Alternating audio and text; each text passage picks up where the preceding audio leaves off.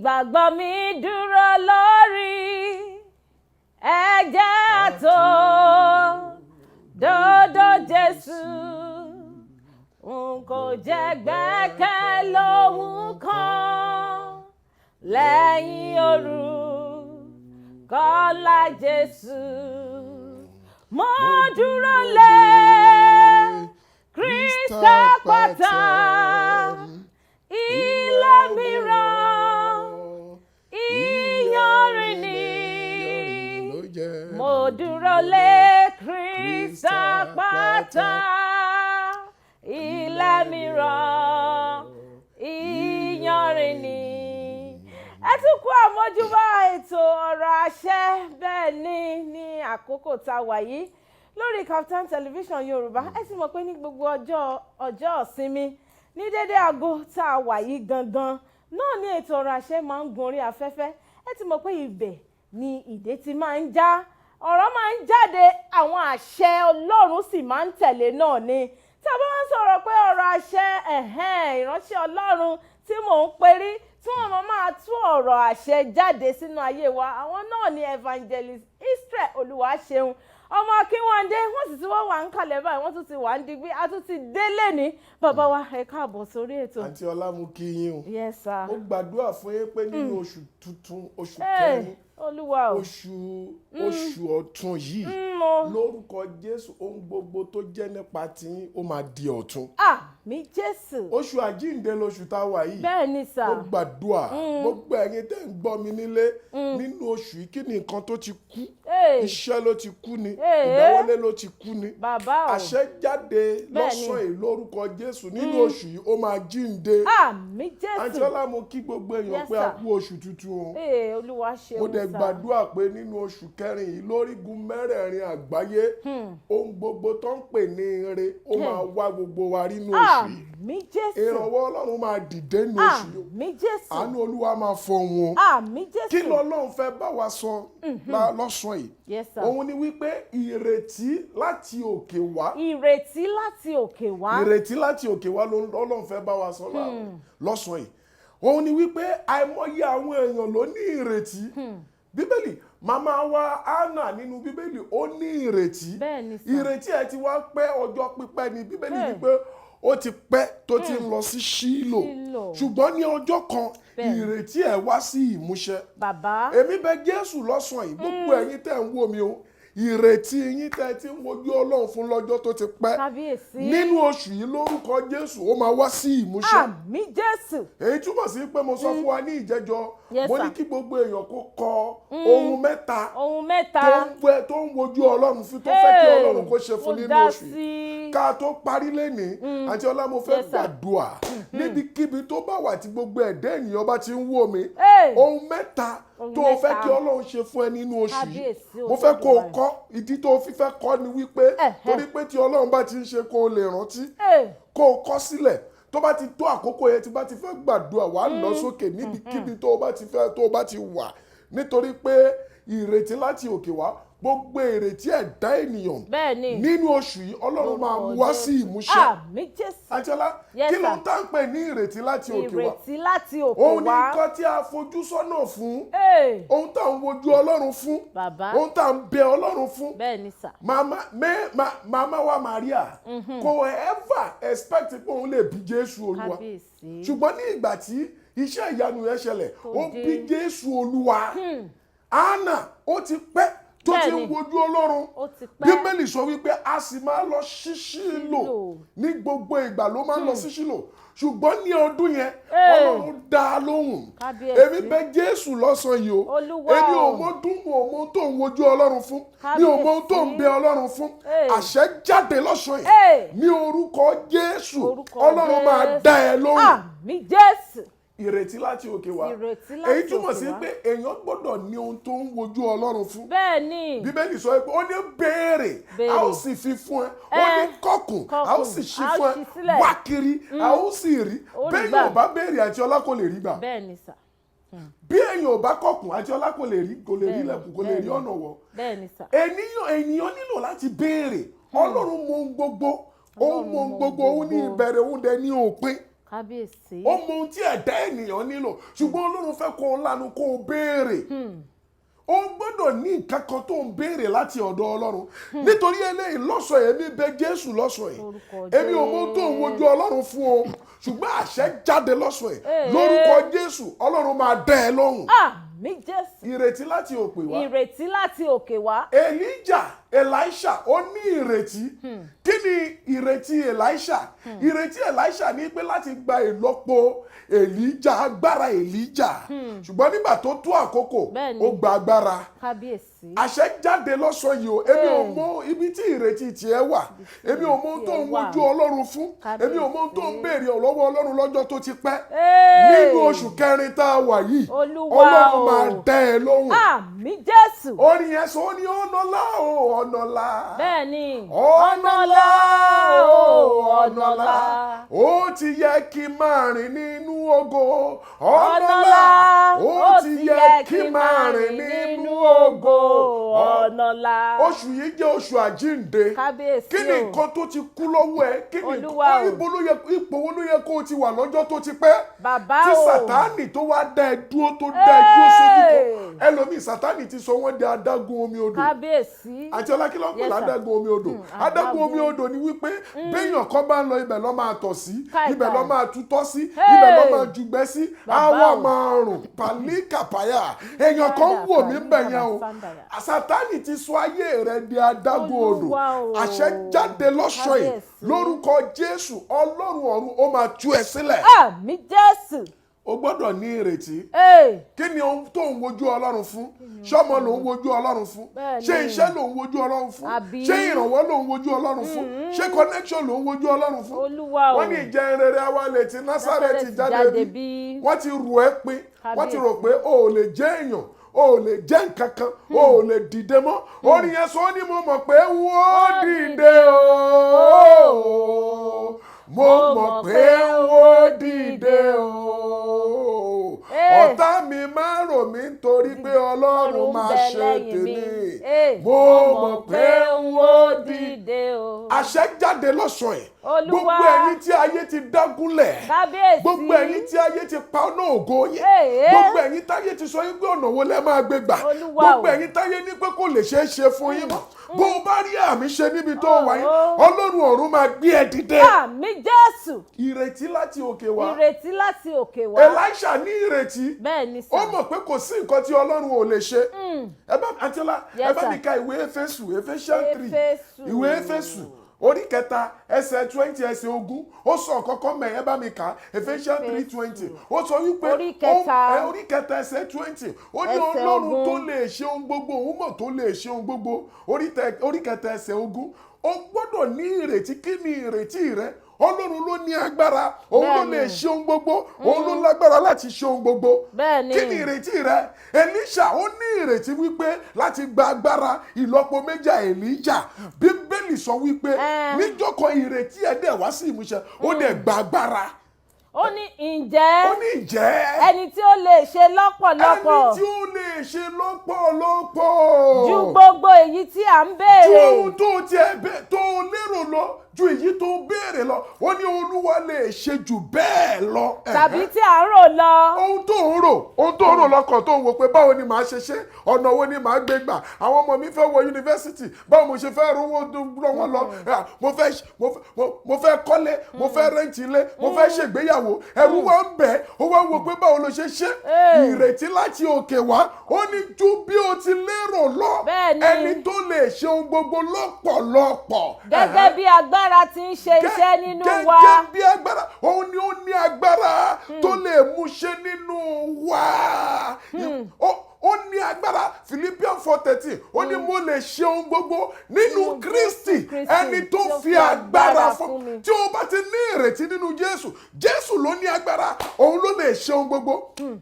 Ẹ̀yin tẹ́ ń wò mí ẹ gbọ́ ọ̀rọ̀ Olúwa lọ́sàn-án yìí ọ̀rọ̀ Olúwa yẹn ni pé kí ni ìrètí rẹ? Kí ni ìrètí rẹ? Kí ni ò ń wojú sọ́nà fún?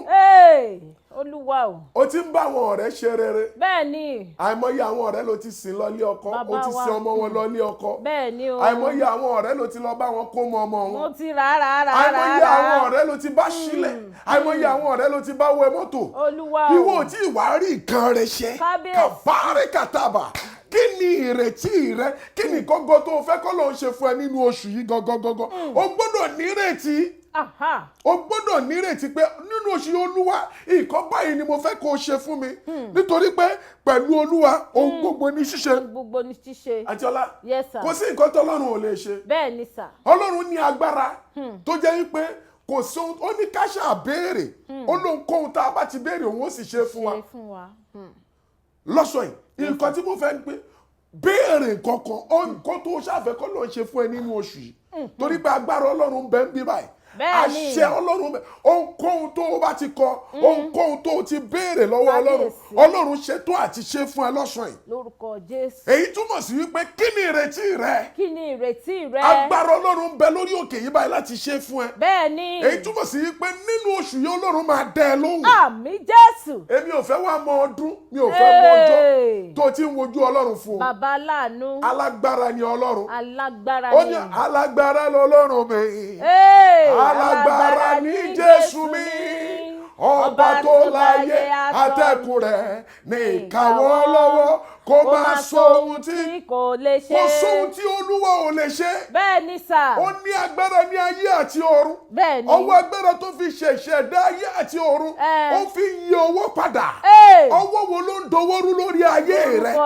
Èmi bẹ̀ Jésù lọ́sọ̀ tó bá rí àmì ṣe ọwọ́ Ọlọ́run máa gé dànù. Àmín Jésù. Àǹtíọlá. Yes sir. Àwọn ayé kan wà tí wọ́n ti dá ọwọ́ lé ayé wọn. Bẹ́ẹ̀ ni. Ìṣẹ̀dá wọn ọwọ́ ti wà wọ́n máa ní ọwọ́ wà lára wọn. Ẹni tó yẹ kó gun ẹ fọhùn ọwọ́ ti wà lára ẹ̀. Ọwọ́ ti wà lára ẹ̀. Ẹni tó ó mọṣẹ́ yẹn òun ni the best òun ló mọ̀ ṣe jù ayé á dẹ̀ máa lò ó wọ́n á dẹ̀ máa lògo ẹ̀. Kábíyèsí. Á dẹ̀ máa ṣe ọmọ ẹlẹ́ran á máa jẹ egungun òun gbogbo lọ́mọ ẹlẹ́ran egungun ló máa jẹ á máa jẹ bọ́gọ́ káàkiri ọmọ aláṣọ á máa wà kísà káàkiri ọmọ ológo á wá di aláàrù á máa ru ẹrù ayé káàkiri. Èmi bẹ̀ Jésù ọwọ́ wo ló ń bẹ lọ́wọ́ ẹ ló ń bẹ lára rẹ ọwọ́ ayé wo ló ń bẹ lára rẹ ló ń bẹ lórí àyànmọ́ rẹ níbikíbi tó o bá ti wà tó o bá ní ìgbàgbọ́ tó o lè ṣàmì lórúkọ Jésù ọwọ́ yẹn kó gbẹ dànù. Àmín Jésù. A kọ pé ní orúkọ Jésù ní kí gbogbo eku kó máa wọlẹ̀ àtàwọn tó ń bẹ lókè àtàwọn tó ń bẹ ní ìsàlẹ̀ àtàwọn tó ń bẹ ní ìsàlẹ̀ ilẹ̀ èmi sọ pẹ̀lú orúkọ Jésù ni agbára tó dẹ́ dúró agbára tí ò jẹ́ kí ìrètí rẹ kó wá sí ìmúṣẹ lórúkọ Jésù lọ́sàn ó yá kó gbiná sọ́nà. Àmín Jésù. Iná ṣáájú ogun Ọlọ́run. Bẹ́ẹ̀ni ó jó gbogbo àwọn ọ̀tá rẹ run gbogbo àwọn ọ̀tá ìṣerere rẹ. Lórúkọ Jésù. Àwọn ọ̀tá tó dá ayé rẹ dúró sójú kan. Ẹlòmíì á dẹ̀ ṣe foundation mo sọ̀rọ̀ ẹ rí mi á dẹ̀ ṣe foundation ọdún méje ó dẹ̀ ṣì wà lórí pọ́ńkọ́ 3 bedroom flat. Kábíyèsí Ọlọ́run. Ó dẹ̀ ṣì wà lórí pọ́ńkọ́ 3 bedroom flat ọdún méje ẹlòmíì 7 years 8 years ó ti di wípé blọọkù tó fi kọ́lé ó ti fẹ́ máa yẹ̀ ó ti fẹ́ máa wó. Agbára kan ni agbára kan ló ṣiṣẹ́ yẹn agbára yẹn wọ́n wá ní pé ìwọ ò ní kọjá abẹ ò ní ṣe ò ní lè ṣe wọ́n wá ní kò ní lè ṣiṣẹ́ yẹn òun náà dé wọ́n bẹ̀ á dẹ̀ máa lọ á dẹ̀ máa làkàkà á dẹ̀ máa làkà ó wọnú àjọ àìmọye àjọ tó ti dá tó bá kú díẹ̀ kó kájọba ìṣẹ̀lẹ̀ á dẹ̀ ṣẹlẹ̀ á dẹ̀ divert yẹn wọ́n á dẹ̀ fi afẹ́fẹ́ wọ́n á fi gbá owó yẹn kúrò lọ́wọ́ ẹ̀ àṣẹ jáde lọ́sọ̀ yìí agbára wo ló ń dọwọ́rú lórí ayé rẹ̀ agbára wo ló ń ba ayé rẹ rìnrìn àjò ògo agbára wo ló ní pé ò ní kọjá ibẹ̀ gbogbo ẹ̀yin tẹ́ ń wò mí tẹ́ bá rí àmì ṣe iná ju agbára yẹn run. Àmín Jésù. Wọ́n ń pa agbára ní agbára ẹtì ẹtì ń bẹ́ ọ̀pọ̀ ayé àwọn ẹlòmíín ṣiṣẹ́ rìnrìn àjò wọn kò sí nǹkan tó dáwọ́lé tó yọjú ẹ̀ rí ẹtì ni.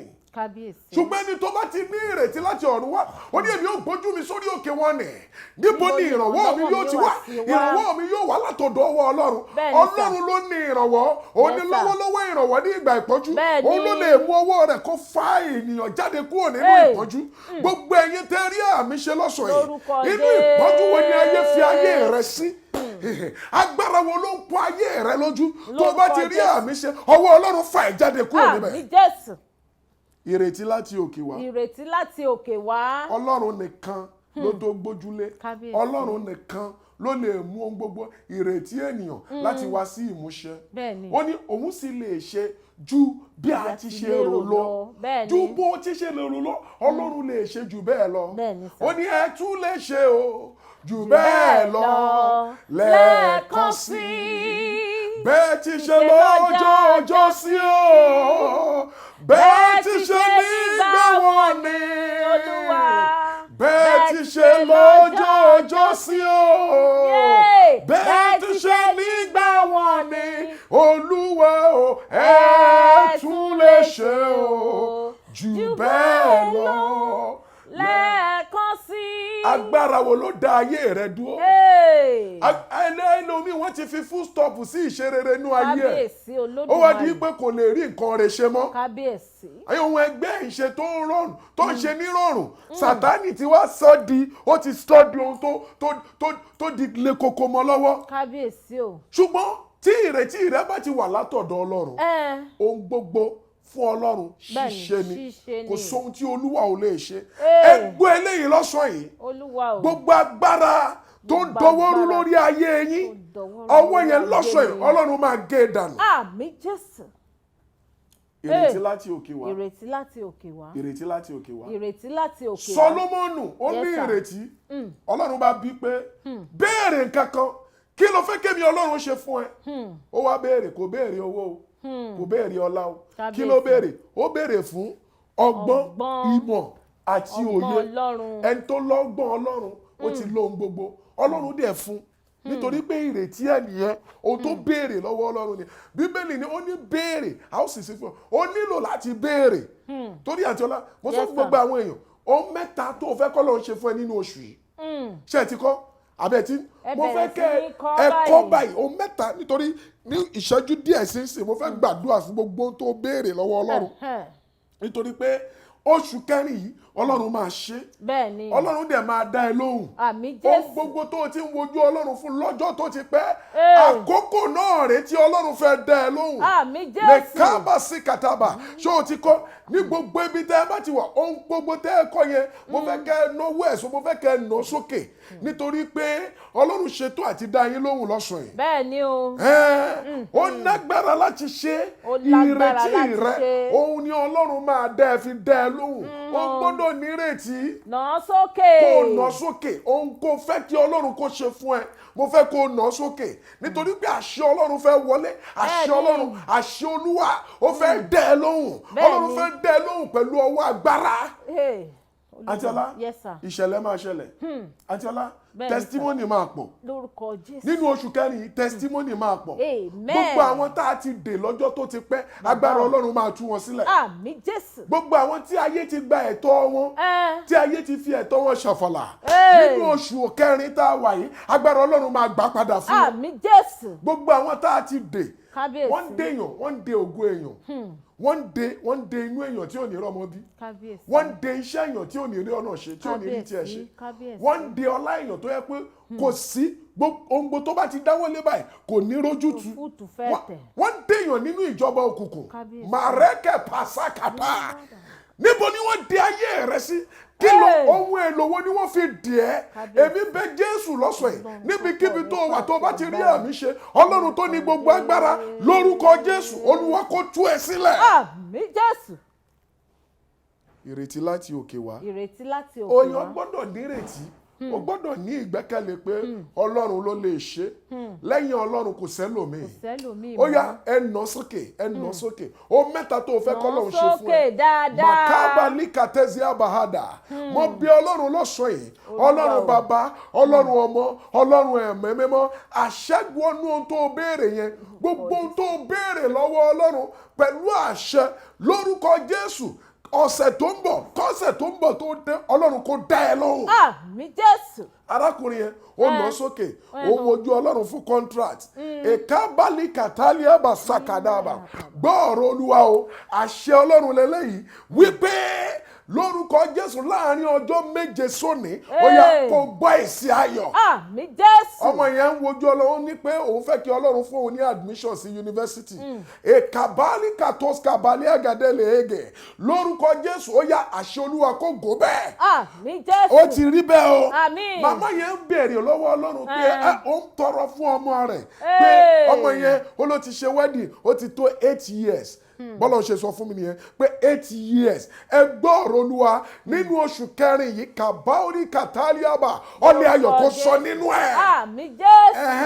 Ẹ gbọ́ èèyàn kan tún wà mẹ́yìn ó wà lórí ibùsùn àìsàn Ọlọ́run ní sọ fún ẹ wípé lọ́sẹ̀ yìí lórúkọ Jésù ó dẹ̀ sọ ó ní gbé àkéte rẹ kó o sì máa rìn Jésù ló sọ fún arákùnrin yẹn bẹ́ẹ̀ àṣẹ jáde báyìí lórúkọ Jésù lọ́sẹ̀ yìí lórí ibùsùn àìsàn tó wà yẹn ó yá dìde.